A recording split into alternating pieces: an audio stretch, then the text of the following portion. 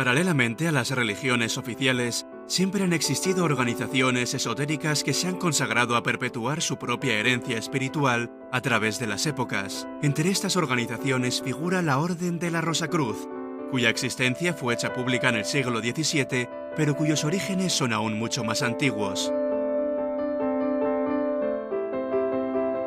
Una mañana del año 1623, los parisinos fueron interpelados por misteriosos carteles pegados en las calles de París. Nosotros, diputados del Colegio Principal de los Hermanos de la Rosacruz, tomamos morada visible e invisible en esta ciudad por la gracia del Altísimo, hacia el cual se vuelve el corazón de los justos. Mostramos y enseñamos, sin libros ni señales, a hablar toda clase de lenguas de los países en los que deseamos permanecer para sacar a los hombres, nuestros semejantes, del error mortal. Si alguien quiere vernos solamente por curiosidad, jamás comunicará con nosotros, pero si la voluntad le lleva realmente a inscribirse en el registro de nuestra confraternidad, nosotros, que juzgamos los pensamientos, le haremos ver la verdad de nuestras promesas. No revelaremos el lugar de nuestra morada en esta ciudad, porque los pensamientos unidos a la voluntad real del lector serán capaces de hacer que le conozcamos y de que él nos conozca a nosotros. Estos carteles se referían pues a una misteriosa fraternidad, a una sociedad secreta, la de los Rosacruces. No era la primera vez que esta fraternidad daba de qué hablar. Unos años antes había publicado 3 manifiestos célebres en el mundo del esoterismo: la Fama Fraternitatis, la Confessio Fraternitatis y las bodas químicas de Christian Rosenkreutz. Hoy en día se sabe que estos 3 manifiestos fueron redactados por un colegio de Rosacruces, el Círculo de Tübingen. Entre ellos figuraban especialmente Valentin Andreae y Johann Arndt. Todos ellos eran apasionados del hermetismo, la alquimia y la cábala.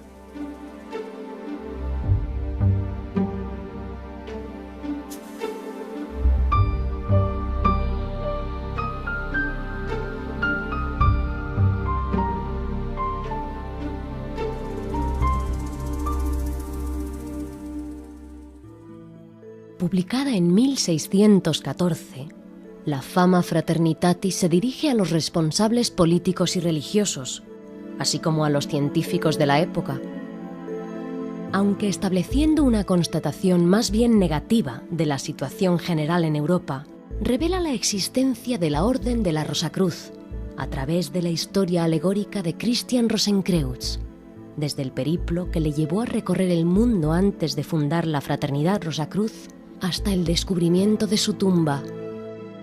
Este manifiesto llama a una reforma universal.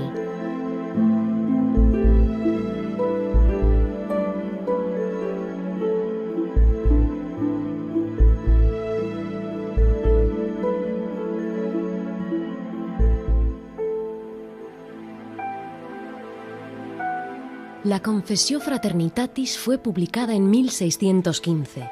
Este segundo manifiesto completa el primero, insistiendo, por una parte, en la necesidad de que el hombre y la sociedad se regeneren, y por otra, indicando que la fraternidad de los Rosacruces posee una ciencia filosófica que permite operar esta regeneración.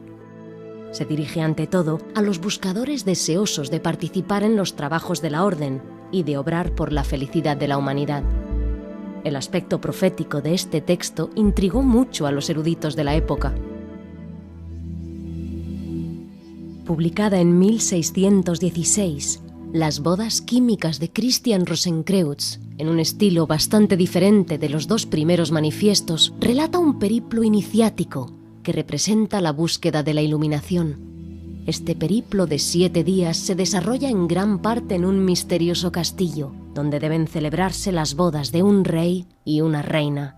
En términos simbólicos, las bodas químicas relatan el recorrido espiritual que conduce a todo iniciado a realizar la unión entre su alma, la esposa, y Dios, el esposo.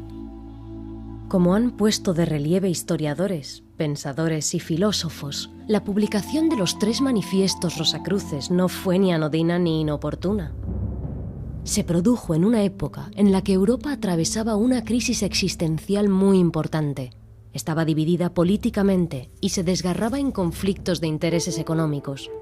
Las guerras de religión sembraban la desgracia y la desolación en las familias. La ciencia alcanzaba un gran desarrollo y adoptaba una orientación materialista. Las condiciones de vida eran miserables para la mayoría de la gente. Solo una élite sabía leer y escribir. Los Rosacruces salían pues de su silencio para hacer un llamamiento hacia el humanismo y la espiritualidad. Para resumir el ideal que animaba a los Rosacruces del siglo XVII, se puede citar a Comenius, considerado hoy en día como el padre espiritual de la UNESCO. Queremos que todos los seres humanos, en su conjunto o individualmente, jóvenes o viejos, ricos o pobres, nobles o plebeyos, hombres o mujeres, pueden instruirse plenamente y convertirse en seres completos. Queremos que se instruyan y formen perfectamente, no solo en tal o cual punto, sino igualmente en todo lo que permite al hombre realizar íntegramente su esencia.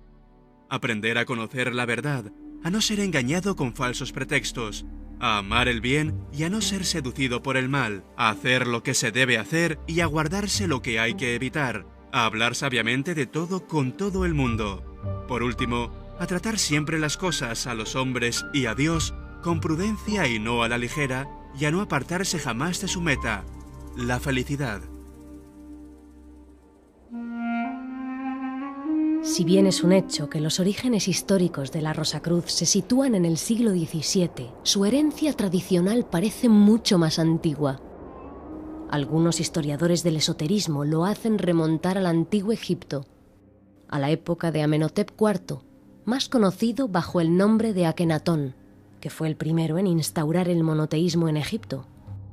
Como lo confirman la mayoría de los egiptólogos, existían en esta época escuelas de misterios, es decir, escuelas en las cuales se estudiaban los misterios del universo, de la naturaleza y del hombre mismo.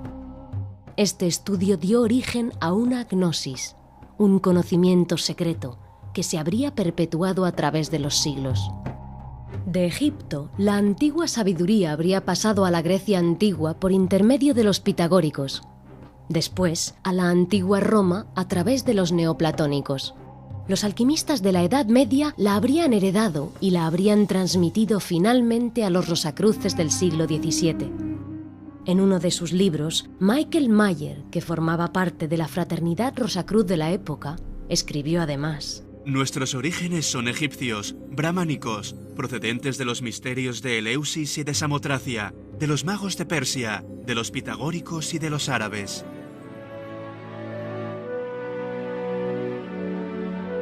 Pero la antigua herencia no quedó paralizada en el siglo XVII. Se perpetuó en los siglos siguientes y dio origen a varios movimientos rosacruces.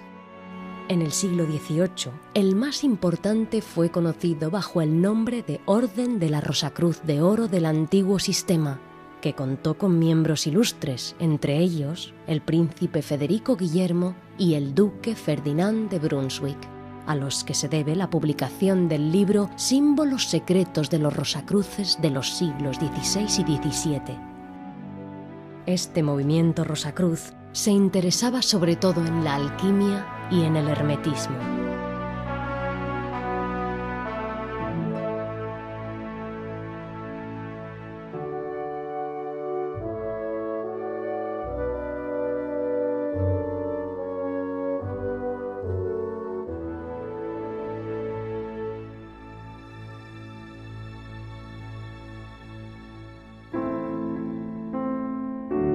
En el siglo XIX, la orden cabalística de la Rosacruz, fundada por Stanislas de Gaita y Joséphine Péladan, es la que atrajo más la atención. Fue conocida esencialmente a través de los salones de pintura que organizó en París. Pintores simbolistas tan célebres como Ferdinand Knopf, Émile Bernard, amigo de Toulouse-Lautrec y de Gauguin, Georges Defeurs, Jean Delville, Charles Filigier y Eugène Grasset presentaron sus obras durante estos salones. Según las palabras de Péladan, la meta de esta orden Rosacruz era restaurar en todo su esplendor el culto al ideal, con la tradición como base y la belleza como medio. Señalemos que el músico Erik Satie fue Rosacruz. y compuso en esta época la Sonnerie de la Rose-Croix. Desde comienzos del siglo XX, la antigua y mística Orden de la Rosacruz es la que constituye el movimiento Rosacruz más importante, abierta a hombres y mujeres de cualquier nacionalidad, de cualquier religión y de cualquier clase social. La AMORC transmite una enseñanza que desarrolla a lo largo de 12 grados y que desde 1909 se presenta en forma escrita. Paralelamente, los miembros que lo desean pueden reunirse en las logias para realizar trabajos colectivos fundados en la tradición oral de la orden, como se hacía en los siglos pasados. Es igualmente en estas logias cuya decoración se inspira la mayoría de las veces en el antiguo Egipto, donde se puede recibir las iniciaciones a los diferentes grados. ¿De qué trata la enseñanza Rosacruz? Si se hace caso a la literatura esotérica, cubre un campo muy amplio e integra los grandes temas de la tradición, entre ellos el origen del universo, el tiempo y el espacio, las leyes de la materia, de la vida y de la conciencia, los fenómenos psíquicos, la naturaleza de los sueños, las funciones y los atributos del alma, los misterios de la muerte, de la vida después de la muerte y de la reencarnación, el simbolismo tradicional, la ciencia de los números y otros temas místicos. Los Rosacruces se interesan igualmente por los vínculos ontológicos existentes entre el hombre, la naturaleza y Dios, que asimilan a la inteligencia absoluta, de la que emanó toda la creación en el comienzo de los tiempos. Según ellos, esta inteligencia es inconcebible e incognoscible, pero se manifiesta a través de las llamadas leyes divinas, en el sentido de leyes naturales, universales y espirituales. Desde un punto de vista Rosacruz, el bienestar y la felicidad de los hombres radican en el respeto a estas leyes, lo que implica estudiarlas y conocerlas.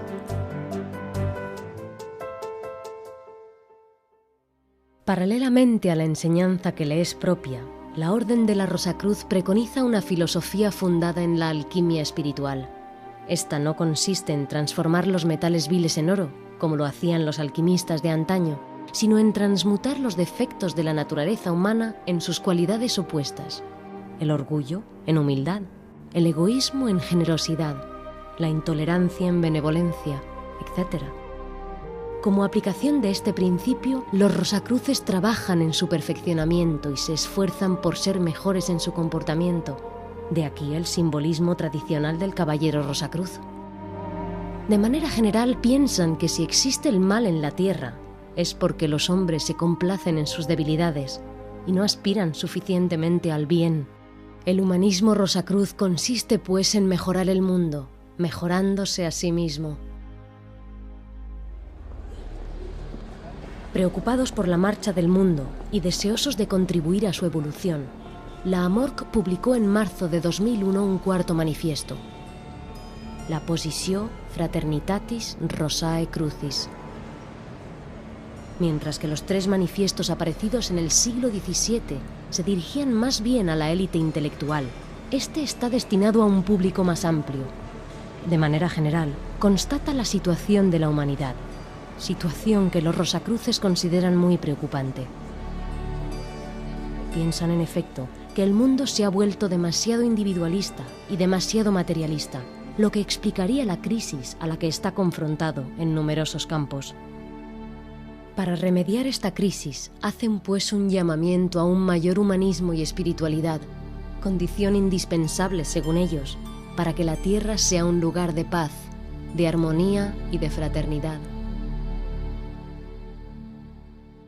Precisemos igualmente que la AMORC patrocina una universidad conocida con el nombre de Universidad Rosacruz Internacional. Esta universidad interna funciona a través de diferentes secciones, entre las cuales existe una sección de egiptología, de psicología, de música, de tradiciones, de filosofías, de medicina, de ecología, de arte, de ciencias físicas. Cada sección da a conocer el fruto de sus trabajos a través de conferencias, seminarios o congresos abiertos al público, así como a través de libros o artículos publicados en la revista Rosacruz. De manera general, el objetivo de la URCI es promover una cultura espiritualista y establecer un puente entre el misticismo y la ciencia, a la luz del pasado y con la perspectiva de un futuro abierto al conocimiento.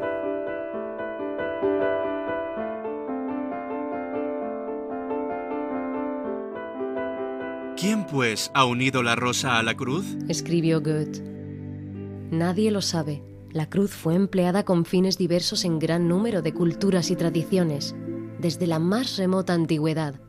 En cuanto a la rosa, desde siempre es el símbolo universal de la belleza, la pureza y el amor. Para los rosacruces, estos dos símbolos unidos tienen un significado muy particular. La cruz simboliza el cuerpo físico del hombre, y la rosa en su centro, su alma en vías de evolución. La Rosacruz no es pues un símbolo religioso, representa la dualidad del ser humano y el hecho de que éste evoluciona de vida en vida hacia la perfección, hasta alcanzar un estado de sabiduría. Según la tradición Rosacruz, quien quiera que realice este estado ya no tiene obligación de volver a encarnar. Plenamente abierta, la rosa de su alma ya no tiene necesidad de la cruz para perfeccionarse. Desde ese momento permanece con total conciencia en la inmensidad divina. Este podría ser quizás el sentido de esta misteriosa fórmula: ad rosam per crucem, ad crucem per rosam.